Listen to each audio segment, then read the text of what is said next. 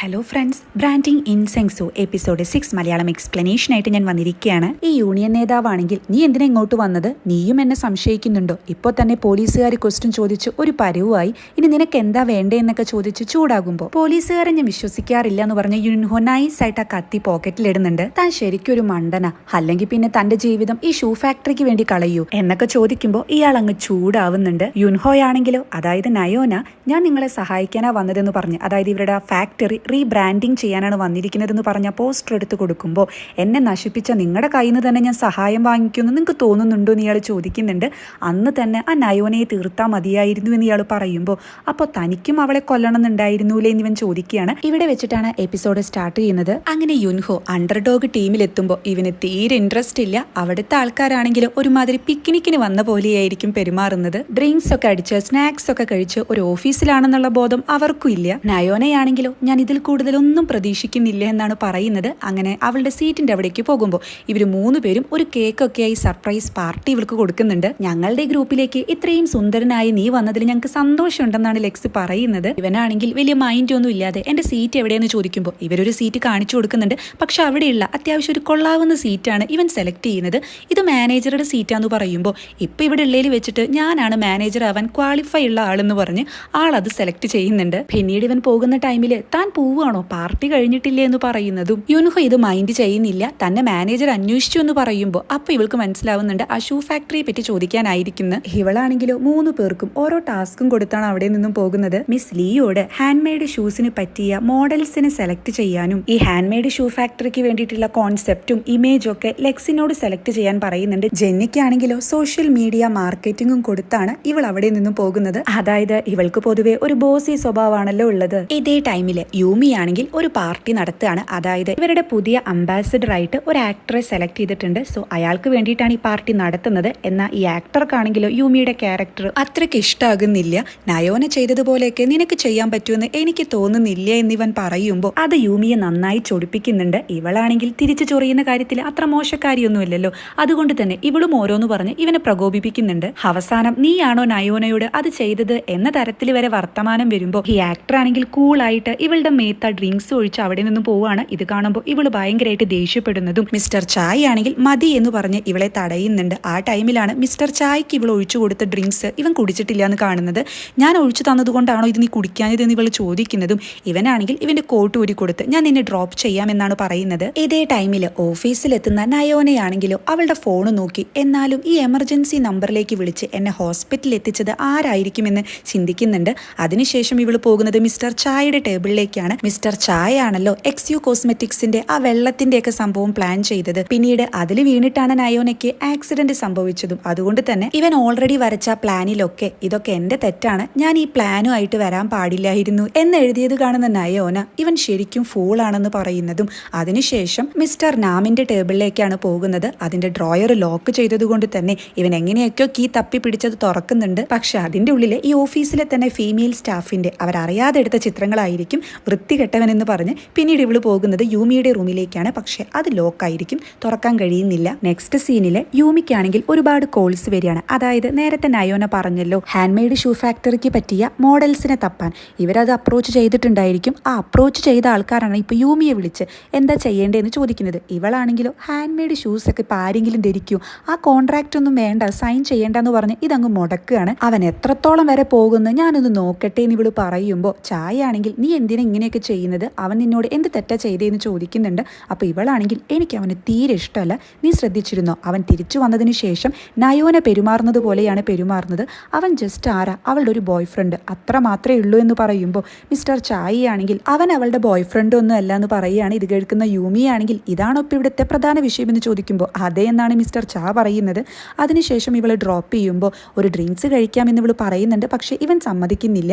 യൂമി ആണെങ്കിൽ എന്താ എന്നെ കണ്ടിട്ട് നയോനയുടെ പോലെ തോന്നുന്നില്ലേ, ഞാൻ മിക്കവാറും ഹോസ്പിറ്റലിൽ പോയിട്ട് അവളെ ഒന്നുകൂടി കാണേണ്ടി വരും, അതിനുശേഷം അവളെ പോലെ ആവേണ്ടി വരും എന്നൊക്കെ പറഞ്ഞാണ് യൂമി അവിടെ നിന്നും പോകുന്നത്. അതായത് ചാക്ക് നയോനയെ ഇഷ്ടമുള്ള കാര്യം ഇവൾക്കറിയാം. ഹോസ്പിറ്റലിലാണെങ്കിലോ നയോനയെ എവിടേക്കോ മാറ്റുകയാണ്. ആ ടൈമിൽ ആരോ അങ്ങോട്ട് വരുന്നത് കാണിക്കുന്നുണ്ട്. പക്ഷേ യുൻഹോ അവിടേക്ക് എത്തുന്നതും ഈ വന്ന ആള് തിരിച്ചു പോകുന്നതാണ് കാണിക്കുന്നത്. ആള് മാസ്ക് ഒക്കെ ഇട്ടിട്ടുണ്ടായിരിക്കും. ഇവളെ എങ്ങോട്ടാ കൊണ്ടുപോകുന്നത് എന്ന് നയോന ചോദിക്കുമ്പോൾ ആളുടെ ബില്ലൊക്കെ ഓവർ ഡ്യൂ ആയി, ഡയറക്ടർ അതുകൊണ്ട് ആളെ പെട്ടെന്ന് തന്നെ ഇവിടുന്ന് മാറ്റാൻ പറഞ്ഞു എന്ന് പറയും. പറയുന്നതും ഇവനാണെങ്കിൽ ഞാൻ ഇവളുടെ ഗാർഡിയനാണ്, ആൾക്ക് VIP റൂം തന്നെ കൊടുക്കെന്ന് പറഞ്ഞ് ഇവന്റെ ക്രെഡിറ്റ് കാർഡ് അങ്ങെടുത്ത് വീശുന്നുണ്ട്. സ്റ്റാഫ് ആണെങ്കിലോ ഇത് ക്യാൻസൽ ആയി എന്ന് പറയുമ്പോൾ അങ്ങനെയാണെങ്കിൽ 6 മാസത്തേക്ക് ഇൻസ്റ്റാൾമെന്റ് ആയിട്ട് ചെയ്യാൻ ഇവൻ പറയുന്നുണ്ട്. സ്റ്റാഫ് വീണ്ടും അതും ക്യാൻസൽ ആയി എന്ന് പറയുമ്പോൾ അങ്ങനെയാണെങ്കിൽ 1 വർഷത്തേക്ക് ഇൻസ്റ്റാൾമെന്റ് ആയിട്ട് ചെയ്യുമെന്ന് പറയുന്നുണ്ട്.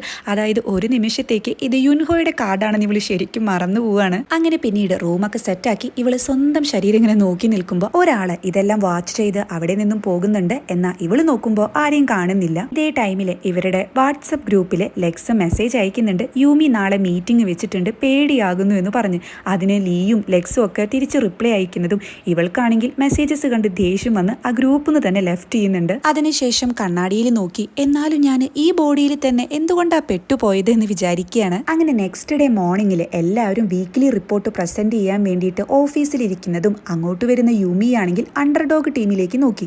ആദ്യം നിങ്ങളുടെ റിപ്പോർട്ട് തന്നെ പ്രസന്റ് ചെയ്യുമെന്ന് പറയുമ്പോൾ ഇവരെല്ലാവരും പേടിക്കുന്നുണ്ട്. എന്നാൽ നയോനയാണെങ്കിൽ കൂളായിട്ട് ഇരിക്കുന്നതാണ് കാണിക്കുന്നത്. മിസ് ലീ ആണെങ്കിൽ വിക്കി പ്രസന്റേഷൻ സ്റ്റാർട്ട് ചെയ്യുന്ന സമയത്ത് യൂമി ചോദിക്കുന്നുണ്ട്, അല്ല ഇത് അവതരിപ്പിക്കാനുള്ള സെലിബ്രിറ്റീസിനെ കിട്ടിയോ എന്ന്. ഇല്ല, ഇതുവരെ റെഡി ആയിട്ടില്ല, ഞങ്ങൾ തപ്പിക്കൊണ്ടിരിക്കുകയാണെന്ന് ലീ പറയുമ്പോൾ നയോനയാണെങ്കിൽ ഇടയിൽ കയറി പറയുന്നുണ്ട്, ഞങ്ങൾ എല്ലാവരെയും വിളിച്ചു, പക്ഷെ എല്ലാവരും ഒരേപോലെ പറഞ്ഞിട്ടാണ് റിജക്ട് ചെയ്യുന്നത്, ഇതിന്റെ പിന്നിൽ ആരുണ്ടെന്ന് തോന്നുന്നു എന്ന് പറയുമ്പോൾ യൂമിയാണെങ്കിൽ വളരെ കൂളായിട്ട് അത് ചിലപ്പോൾ നിങ്ങളുടെ പ്രപ്പോസൽ അവർക്ക് ഇഷ്ടാവാത്തത് കൊണ്ടായിരിക്കാം എന്ന് പറയുന്നുണ്ട്. കൺസെപ്റ്റ് പ്രസന്റ് ചെയ്യാൻ പറയുന്ന ടൈമിൽ ലെക്സ് അങ്ങോട്ട് വരുന്നുണ്ടെങ്കിലും നയോന ഇവനെ കൂളായി മാറ്റുന്നതും പിന്നീട് നയോനയാണ് പ്രസന്റേഷൻ സ്റ്റാർട്ട് ചെയ്യുന്നത്. അത് അത്യാവശ്യം കൊള്ളാവുന്ന ഒരു പ്രസന്റേഷൻ തന്നെയായിരിക്കും.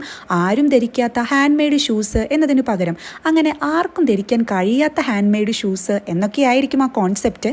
ഇതെല്ലാവർക്കും ഇഷ്ടപ്പെടുന്നുണ്ട്. എന്നാൽ യൂമിയാണെങ്കിൽ ഇത് തീരെ പോരാ എന്ന് പറയുമ്പോൾ എന്താ ഇഷ്ടമായില്ലേ എന്ന് നയോന തിരിച്ച് ചോദിക്കുന്നുണ്ട്. യൂമിയാണെങ്കിൽ മറ്റുള്ള സ്റ്റാഫിനോട് തീരെ കൊള്ളില്ലാലേ എന്ന് പറയുമ്പോൾ യൂമി കൊള്ളില്ല എന്ന് പറഞ്ഞതുകൊണ്ട് തന്നെ സ്റ്റാഫും ശരിയാ കൊള്ളില്ല എന്നൊക്കെ പറയുന്നുണ്ട്. അത് കൊള്ളാലോ, ഇത് തയ്യാറാക്കിയത് നമ്മളോട് ഏറ്റവും അറ്റാച്ച്മെന്റ് ഉള്ള ഒരു കമ്പനിയാണ്, യൂമി മാഡത്തിന് ആ കമ്പനിയെ പറ്റി അറിയാലോ എന്ന് നയോന ചോദിക്കുമ്പോൾ യൂമിക്ക് ആകെ അയ്യത്തടാന്നാവുകയാണ്. അപ്പോൾ ഇവളാണെങ്കിൽ മിസ്റ്റർ ചായയെ നോക്കി എന്താ ആ കമ്പനി അത്രയ്ക്കും വീക്കാണോ എന്ന് ചോദിക്കുമ്പോൾ മിസ്റ്റർ ചാ പറയുന്നുണ്ട്, അല്ല നമ്മുടെ ഒരുപാട് പ്രതിസന്ധി ഘട്ടങ്ങളിൽ അവർ നമ്മളെ ഹെൽപ്പ് ചെയ്തിട്ടുണ്ടെന്ന്. യൂമി ആണെങ്കിലോ ഉത്തരം മുട്ടുന്ന സമയത്ത് പെട്ടെന്ന് അങ്ങ് വിഷയം മാറ്റുകയാണ്. അല്ല നീ ആരാന്നാ വിചാരിച്ചത്? നീ എന്താ ഈ നയോനയുടെ പോലെ ആക്ട് ചെയ്യുന്നത്? നിനക്ക് നിന്റെ ടീംമേറ്റ്സിനെ ഒരാളെ പോലും വിശ്വാസമില്ല, അതുകൊണ്ടല്ലേ അവരെ കൊണ്ട് പ്രസന്റേഷൻ ചെയ്യിപ്പിക്കാഞ്ഞത്? മാത്രമല്ല നീ ഇപ്പൊ ജോയിൻ ചെയ്തിട്ടല്ലേ ഉള്ളൂ, എന്നിട്ടും നീ ലീഡർ ആയിട്ടാണല്ലോ പെരുമാറുന്നത്. 1 മാസം ബോധമില്ലാതെ കടന്നപ്പോൾ നയോനയുടെ പോലെ ആയിന്ന് നീ വിചാരിച്ചു, നിന്നെ ഞങ്ങൾ ആരും മറന്നിട്ടില്ല എന്നൊക്കെ പറഞ്ഞ് അത്യാവശ്യം നന്നായി കളിയാക്കുന്നുണ്ട്. ആ ടൈമിൽ എല്ലാവരും ചിരിക്കുന്നതും നയോനയ്ക്കാണെങ്കിൽ ആകെ ദേഷ്യമൊക്കെ വരുന്നുണ്ട്. ഇവരെല്ലാവരും തന്നെ നോക്കി കളിയാക്കി ചിരിക്കുന്നത് കാണുമ്പോൾ ഇവൾക്കാകെ ഫ്രസ്ട്രേഷൻ വരുന്നുണ്ട്. കാരണം ഇതൊന്നും ഇവള് ഫീൽ ചെയ്തിട്ടേ ഇല്ലല്ലോ. ആ ടൈമിൽ മിസ്റ്റർ ചായ ആണെങ്കിൽ ആൾക്കിതൊന്നും ഇഷ്ടപ്പെടുന്നില്ല. മീറ്റിംഗ് കഴിഞ്ഞില്ലേ, ഞങ്ങൾക്ക് ലഞ്ച് കഴിക്കാൻ പൊക്കൂടെ എന്ന് ചോദിക്കുമ്പോൾ യൂമി ആണെങ്കിൽ ആ മീറ്റിംഗ് അവിടെ അവസാനിപ്പിക്കുന്നതും നയോനയ്ക്കാണെങ്കിൽ ആകെ ദേഷ്യമൊക്കെ വരുന്നുണ്ട്. പിന്നീട് ഇവന്റെ ടീംമേറ്റ്സ് ആണെങ്കിൽ ഇവൻ ആകെ വിഷമായിട്ട് ഇരിക്കില്ലേ എന്ന് പറഞ്ഞ് സമാധാനിപ്പിക്കാൻ വരുന്നുണ്ട്. നീ ഇത് കാര്യമാക്കി എടുക്കേണ്ട, നീ പുതിയ ആളല്ലേ, പതിയെ ശരിയായിക്കോളും, നീ പുതിയ ആളല്ലേ എന്നൊക്കെ പറഞ്ഞ് മിസ് ലീ ഇവനെ സമാധാനിപ്പിക്കുമ്പോൾ ലെക്സ് ആണെങ്കിൽ സംഭവം നീ എന്നെ മാറ്റി നിർത്തി, നീ പ്രസന്റേഷൻ അവതരിപ്പിച്ചത് എനിക്ക് അത്ര ഇഷ്ടമായിട്ടില്ല, പക്ഷെ ഞാനതങ്ങ് ക്ഷമിച്ചു, നമുക്ക് ഫുഡ് കഴിക്കാം എന്നൊക്കെ പറഞ്ഞ് ഇവര് റെസ്റ്റോറന്റ് തപ്പാണ്. എന്നാൽ നയോനയാണെങ്കിലോ ഇവർക്ക് ഓരോ ടാസ്ക് കൊടുത്തല്ലോ, അതെന്തായി എന്ന് ചോദിക്കുമ്പോൾ നീ ഇങ്ങനെ ടെൻഷൻ അടിക്കല്ലേ, അത് അടുത്ത ആഴ്ചക്കല്ലേ എന്ന് പറഞ്ഞ് ഇവരത് കെയർ ചെയ്യുന്ന പോലും ഇല്ല. ഇത് കാണുന്ന നയോനയാണെങ്കിൽ ആകെ അങ്ങ് ദേഷ്യപ്പെടുകയാണ്.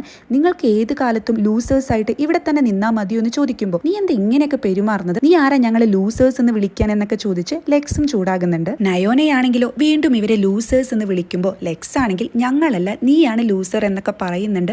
ആ ടൈമിൽ നയോന എന്താ നിനക്ക് 2 ജോലി ഉള്ളത് കൊണ്ടാണോ ഈ ജോലി ശരിക്കും ചെയ്യാൻ പറ്റാത്തത് എന്ന് ലെക്സിനോട് ചോദിക്കുകയാണ്. അതായത് ലെക്സ് ഒരു ബാറിലെ പെണ്ണിന്റെ വേഷം കെട്ടി പാടാൻ പോകുന്നത് ഇവൾക്കറിയാലോ, അതാണ് ഇവൾ ഉദ്ദേശിക്കുന്നത്. ഒരാണിന്റെ ശരീരവും അതിലൊരു പെണ്ണിന്റെ ആത്മാവും എന്ന് ഇവൾ പറയുമ്പോൾ അത് ലെക്സിന് നന്നായി കൊള്ളുന്നുണ്ട്. ഇവൻ അവിടെ നിന്ന് കരഞ്ഞു പോകുന്നതും ജെന്നിയാണെങ്കിൽ ചേട്ടൻ അങ്ങനെ ഫ്രണ്ട്സ് ഒന്നും ഇല്ലല്ലേ എന്ന് ചോദിച്ച് ചൂടായിട്ടാണ് പോകുന്നത്. ഇതേ ടൈമിൽ മിസ്റ്റർ ചായയുടെ സ്റ്റാഫ് ഓഫീസിൽ നിന്നും പോകുമ്പോൾ സാർ ഇല്ലേ എന്ന് ചോദിക്കുമ്പോൾ ഇവൻ ഹോസ്പിറ്റലിലേക്ക് ഒരാളെ കാണാൻ പോകണമെന്ന് പറയുന്നതും ഈ സ്റ്റാഫ് ആണെങ്കിൽ അത് ആരെയായിരിക്കുമെന്ന് ചോദിക്കുമ്പോൾ നയോന മാഡത്തിനെ കാണാനാ പോകുന്നത്, ആൾ ഇടയ്ക്കിടയ്ക്ക് പോകാറുണ്ടെന്ന് സ്റ്റാഫ് പറയുന്നതും ഇവനാണെങ്കിൽ ഇറങ്ങുന്ന ടൈമിൽ യൂമിയെ കാണുന്നുണ്ട്, പക്ഷേ മൈൻഡ് ചെയ്യുന്നില്ല. അങ്ങനെ ലാസ്റ്റ് സീനിൽ നയോമി ഹോസ്പിറ്റലിൽ എത്തുന്നുണ്ട്. ആ ടൈമിൽ ഇവൾക്ക് ലെക്സിന്റെ ഒരു വീഡിയോ മെസ്സേജ് വരുന്നുണ്ട്, നീ എന്നോട് ഇന്ന് ഹാർഷായിട്ടാണ് സംസാരിച്ചത്, അതിന് സോറി പറഞ്ഞിട്ടില്ലെങ്കിൽ നീ അനുഭവിക്കും എന്നൊക്കെ പറഞ്ഞിട്ട്.